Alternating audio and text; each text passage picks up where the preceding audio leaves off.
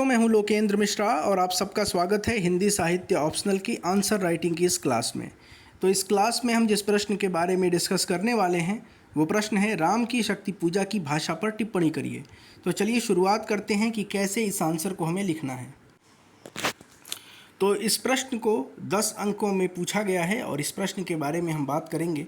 सबसे पहले बात करते हैं कि प्रश्न कैसे लिखा जाता है। तो मैंने कल के वीडियो में आपको बताया था कि जब भी टिप्पणी वाले प्रश्न होंगे आपको टू द पॉइंट लिखना पड़ेगा और इतना कलरफुल पेन चेंज करके लिखने का समय वहाँ परीक्षा में नहीं मिलेगा।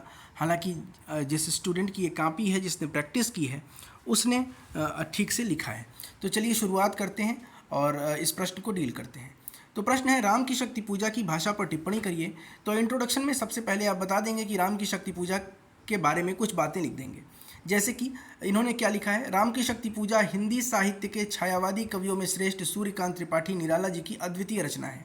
ठीक है, एक तरीका ये भी हुआ इंट्रोड्यूस करने का।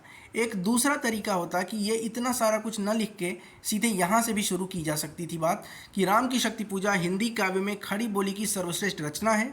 द्विवेदी युग में खड़ी बोली को काव्य भाषा की स्वीकृति जरूर मिल चुकी थी, परंतु निराला की इस रचना ने सभी शंकाओं को समाप्त कर दिया। अगर इंट्रोडक्शन में यहीं से शुरुआत करते तो ज़्यादा बेहतर होता, क्योंकि हमें वो जो 2-3 लाइन हमने एक्स्ट्रा लिखा है वो लिखने से हम बच जाते और हमारा समय बचता। बात करते हैं निराला की इस रचना में पर्याप्त भाषाई विविधता दिखाई देती है। अब विशेषता बतानी है आपको कि क्या अच्छी बातें हैं, निराला ने किस तरह की भाषा का इसमें प्रयोग किया है। यहाँ पर इन्होंने हेडिंग दे के लिखा है। मैंने कल के वीडियो में भी बताया था, अगर आप हेडिंग देकर लिखना नहीं चाहते हैं, आपको लगता है कि समय बर्बाद होगा, तो आप सीधे सीधे पॉइंट फॉर्मेट में लिखिए इस आंसर को और जहाँ पर ये शब्द आ रहे हैं, जैसे जहाँ पे आप तत्समी भाषा लिखेंगे वहाँ पे आप उसको अंडरलाइन कर दीजिए। तो यहाँ पर एक चीज़ और आपको खटकेगी कि निराला जी लिखा गया है, तो जी अगर आप नहीं भी लिखेंगे, केवल निराला लिखेंगे तो ज़्यादा बेहतर आंसर हो जाएगा, क्योंकि एक प्रवाह मेंटेन रहेगा। तो निराला ने श्री राम के रूप को प्रस्तुत करने के लिए आर्य भाषा संस्कृत की तत्समिक शब्दावली का इस रचना में बहुत सुंदर प्रयोग किया है। प्रथम 18 पंक्तियों में निराला ने अपनी विद्वता का शानदार परिचय दिया है। देखिए, ये विद्वता लिखना है, विद्युता नहीं लिखना है। तो एक तो आप ये समझ लीजिए कि आपको लिखते समय भी ध्यान देना है विद्वता का बहुत शानदार परिचय दिया है। अब कैसे, तो रवि हुआ अस्त ज्योति के पत्र पर लिखा अमर रह गया राम रावण का अपराजेय समर। तो यहाँ पे देखिए, रवि, अस्त, ज्योति, अपराजेय, पत्र, अमर, ये सब क्या है, तत्सम शब्द हैं और तत्सम शब्दों का प्रयोग निराला ने इस रचना में किया है। जब आपने रचना पढ़ी होगी तो आपको पता होगा। भाषाई वैविध्य कैसे है इसमें, तो कैसे अलग अलग भाषा के शब्दों को इसमें समन्वित किया गया है। केवल तत्सम नहीं प्रयोग किया गया है, बल्कि आप देखिए कि भाषा पूर्णतः तत्समी नहीं है। निराला ने इसमें कई भाषाओं के प्रयोग विभिन्न स्थानों पर किया है, कई भाषाओं का प्रयोग। कैसे, तो कुछ क्रुद्ध कपि विषम हूह क्या है, अवधि का शब्द है। राक्षस पदतल पृथ्वी टलमल, टलमल क्या है, देशज शब्द है। केवल जलती मशाल क्या है, फारसी शब्द है। उसके बाद वार पर वार क्या है, फारसी शब्द है। धिक देशज शब्द है। धिक जीवन को जो पाता ही आया विरोध, ये पढ़े हैं आपने पढ़ी होगी ये रचना, तो आपको पता होगा। तो आपको इस तरह से जब आप केवल लिखने से काम नहीं चलेगा कि निराला ने इस कविता में तत्समी भाषा का प्रयोग किया है, नहीं। निराला ने इस कविता में अलग अलग भाषाओं के शब्दों का प्रयोग किया, नहीं। आप दिखाइए कि निराला ने कहाँ तत्सम का प्रयोग किया है, आप दिखाइए कि निराला ने कहाँ फारसी का प्रयोग किया है, आप दिखाइए कि निराला ने कहाँ देशज शब्दों का प्रयोग किया है। उसके बाद है सारगर्भिता, भाषा सारगर्भित है। जैसे निराला ने बिहारी की भांति अपने काव्य में गागर में सागर भरने का सफल प्रयत्न किया है। देखिए, जब भी आप आंसर लिख रहे हैं तो तुलना करेंगे तो और बेहतर होगा। आप कैसे, तो चिर ब्रह्मचर्य रत ये एकादश रुद्र धन्य मर्यादा पुरुषोत्तम के सर्वोत्तम अनन्य। उसके बाद इन्होंने बताया कि नाद सौंदर्य क्या है। तो निराला की इस कविता में नाद सौंदर्य अपने आप में बहुत बड़ा गुण है और वो आप अभी समझ पाएंगे कैसे। तो किसी भी रचना की आयु बढ़ाने के लिए, अब देखिए यहाँ पर लिए गलत लिखा गया है। मैं आपको बताते भी चलूँगा कि क्या करना है, आपको कैसे लिखना है। आपको ऐसे लिखना है लिए, ये ऐ की मात्रा नहीं होगा। किसी भी रचना की आयु बढ़ाने के लिए सबसे आवश्यक है कि उसमें ध्वन्यात्मक सौंदर्य उपस्थित रहे। आचार्य शुक्ल का कथन है कि नाद सौंदर्य कविता की आयु बढ़ाती है। अब देखिए, आपने यहाँ आचार्य शुक्ल के एक कथन को लिखा, ऊपर आपने बिहारी से तुलना की, उसके बाद आप जो पॉइंट लिख रहे हैं उसको आप उदाहरण के साथ समझा रहे हैं। नंबर कहाँ कटेगा आपका नंबर नहीं कटेगा अगर आप ऐसे लिखेंगे। बस ये ध्यान रखना है कि जो वर्तनी की अशुद्धि इस कॉपी में है वो आपके में नहीं होनी चाहिए।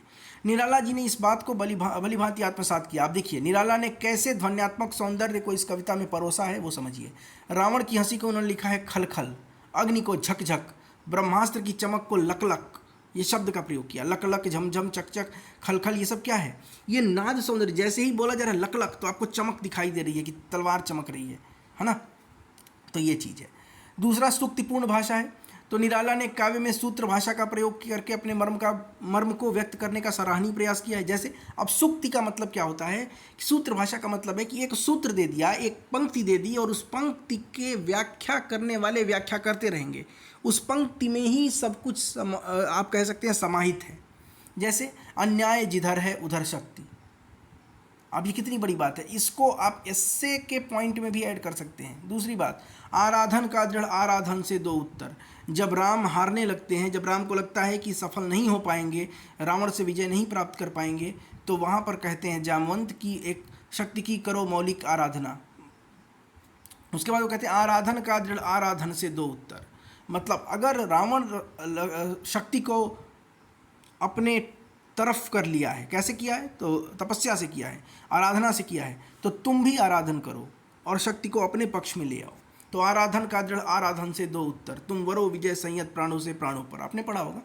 उपरोक्त विवेचन से यह स्पष्ट है कि निराला ने तुलसी तथा सूरदास की भांति ही काव्य में अप्रयुक्त भाषा को प्रयोग करने की परंपरा का सफल निर्वहन किया।